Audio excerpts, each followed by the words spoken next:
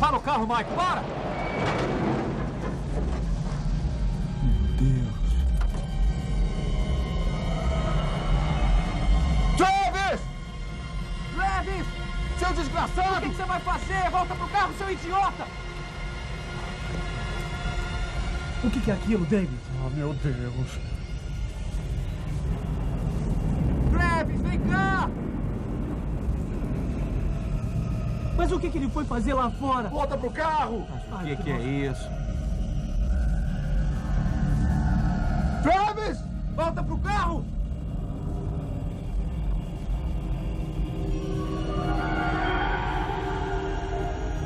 Sai logo daí!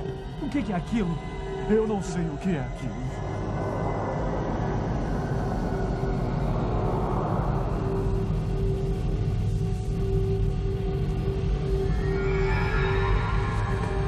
Mike!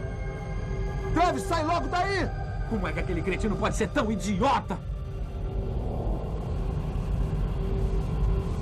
Travis, volta pra cá! Travis!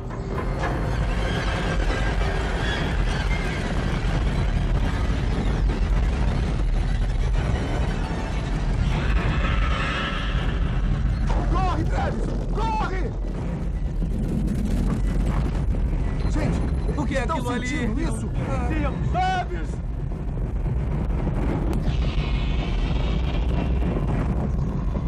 Sai logo daí! Volta pra cá! Travis!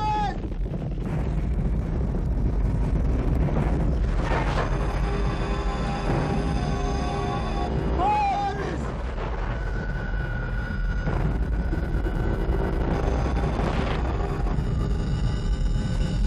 Travis! Oh, meu Deus! Ele está...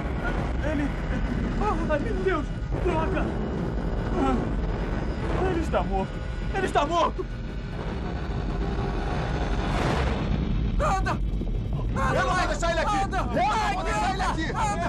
Ele tá louco! Deus, vambora! Acelera logo, cara! Liga esse negócio! Vambora! Liga logo! Anda! Anda, Mike! Vambora daqui! Ele está morto! Droga!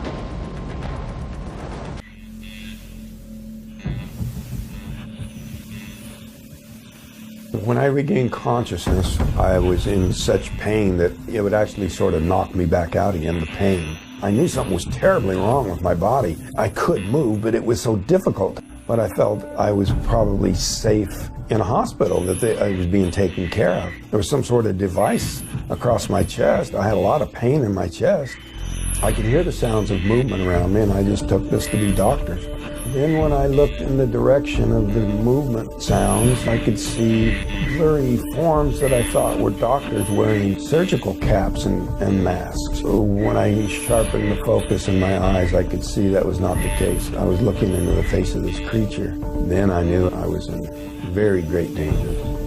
And here this face was so close to me, another right behind him. The fear gave me the strength to raise my arm. It pushed the one that was standing close to me back, and he fell into the other one. I was rolling away from him, and this object across my chest fell off. I got on my feet and staggered back, and I bumped up against a shelf, and there was an array of instruments laying out there. I just glanced, grabbed the biggest thing I could find, and started flailing in their direction to keep them from coming any closer. That moment was the focus of my nightmares for months afterward. They stopped with their hands extended towards me and staring in a way that felt invasive and intrusive, like they were looking inside of me. It was horrible. I came to realize that it had to do with the stare, and the stare was them trying to reassert control, I think. Once it was apparent they weren't going to physically or even telepathically control me, they turned and left the room and went to the right. And so I went in the opposite direction that they had gone.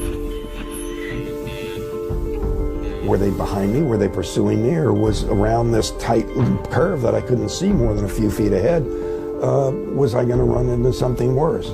Adding to the panic was this feeling of suffocation, this feeling I was about to pass out from lack of air. I came to a doorway and looked in. I was fearful of the chair in the middle. It was a high-back chair, and I was afraid there could be someone sitting in it. So when I moved to the side and could see that there was no one in it, then I moved towards the chair. And it was then that I realized that the closer I came to the center of the room, the walls, the floor, the ceiling were darkened except for points of light. It was a planetarium kind of a projection. My main concern was open these doors. I assumed that perhaps the buttons that were on the arm of this chair might open the door. That moved the star pattern. I was already unsteady on my feet. I turned and there was a man in the door. He had this glass helmet over his head. I started towards him, babbling questions and trying to tell him about these creatures that were in there. He took me by the arm and was leading me out. We went through what I think was an airlock. You know, this door closed and that door opened and we went out. At this point, the craft we came out of was parked inside of this big hangar-like building, or it might have been part of a larger craft. He led me towards the vertical wall opposite this, through some doors, down a hallway into a room where there were some other people. They were very similar to him. A similar dress, similar coloring, light-colored hair, light-colored eyes. They're leading me, taking me by the arm and putting me over towards this table. I was in a weakened condition, but I felt their strength. But still, the panic I had at being restrained like that, I was able to jerk one hand free, and they put this mask over my face, and I got my finger under the edge of that trying to pull it away. But before I could pull it away, boom, I was out. Deixa que eu atendo.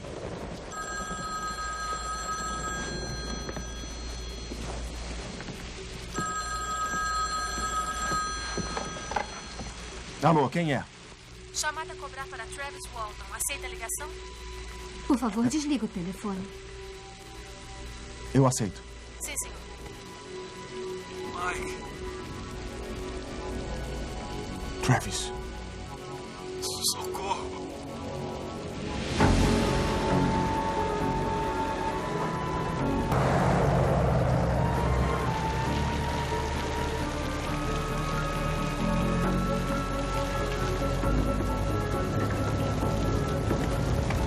Você tinha razão sobre o posto de gasolina.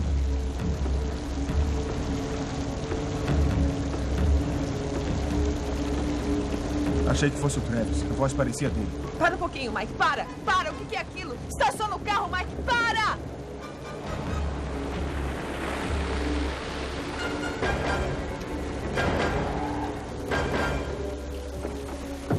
David, pega a lanterna. Eu já peguei. Travis? É ele! Travis! Travis! Travis!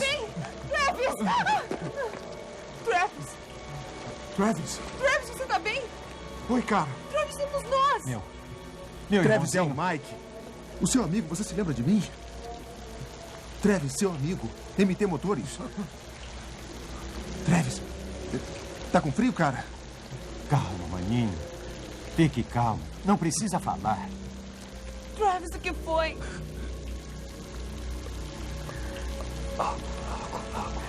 Água!